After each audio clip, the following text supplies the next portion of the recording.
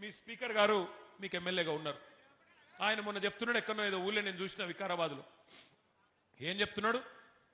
కేసీఆర్ మొత్తం అప్పులు చేసి పోయిండు, అందుకే మాకు నడపొస్తలేదు. విన్నారా మీరు కూడా? అది మొత్తం అప్పులు చేసి పోయిండా మా కేసీఆర్ అని అబద్ధాలు చెప్తున్నాడు గౌరవప్రదమైన స్పీకర్ స్థానంలో ఉన్న పెద్ద మనిషి గడ్డం ప్రసాద్ కుమార్ గారు.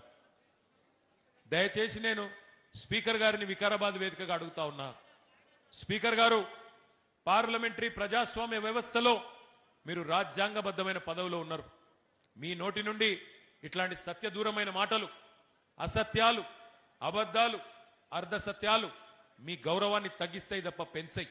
ఎందుకంటున్నా ఈ మాట? మీరేమో శాసనసభలో స్పీకర్గా ఉన్నారు. నిండు పార్లమెంటులో కేంద్ర ప్రభుత్వం చెప్పింది, ఆర్బీఐ లెక్కలు తీసుకొని, రిజర్వ్ బ్యాంక్ ఆఫ్ ఇండియా దగ్గర, కాగ్ దగ్గర లెక్కలు తీసుకొని, ఇట్లనే మీలాగనే అనుమానం వచ్చి ఒక భారతీయ జనతా పార్టీ పార్లమెంట్ సభ్యుడు ఆయన అడిగిండు పార్లమెంట్లో కేంద్ర ప్రభుత్వాన్ని, తెలంగాణలో కేసీఆర్ చేసిన అప్పు ఎంత, కేసీఆర్ ప్రభుత్వం చేసిన అప్పు ఎంత అని చెప్పి ఒక బీజేపీ ఎంపీ అడిగిండు. అడిగితే కేంద్ర ప్రభుత్వం పార్లమెంట్ వేదికగా చెప్పిన మాట, కేసీఆర్ ప్రభుత్వం వచ్చినాడు 2014 జూన్ 2 నాడు తెలంగాణ రాష్ట్రం నెత్తి మీద ఉన్న అప్పు 72,000 కోట్లు.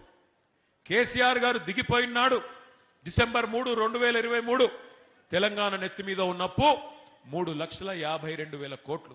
అంటే కేసీఆర్ గారు 10 ఏళ్లలో చేసిన అప్పు 2,80,000 కోట్లు.